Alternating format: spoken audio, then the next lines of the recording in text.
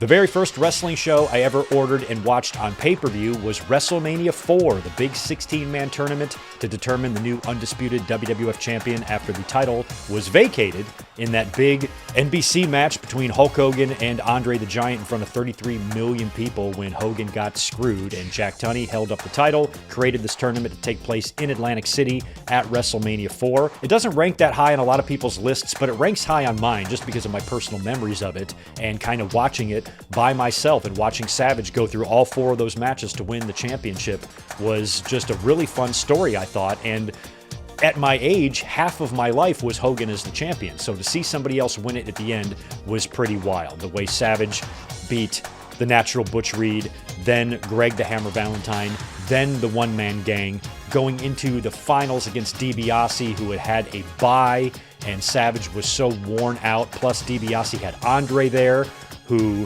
was double DQ'd in his tournament match against Hogan. They both got knocked out, so we were guaranteed to get a new champion that night. Andre is in DiBiase's corner. Hogan is in Savage's corner. Hogan comes in with the chair. The good guys, the baby faces, cheating to win, whacks DiBiase in the back. Savage goes up to the top, nails the top rope elbow. Hogan presents him the belt, and I don't think there's a more special image or more favorite image to me as a fan than that shot of Savage with Liz in that beautiful white dress on his shoulder. She's holding the winged eagle, and just the two of them together.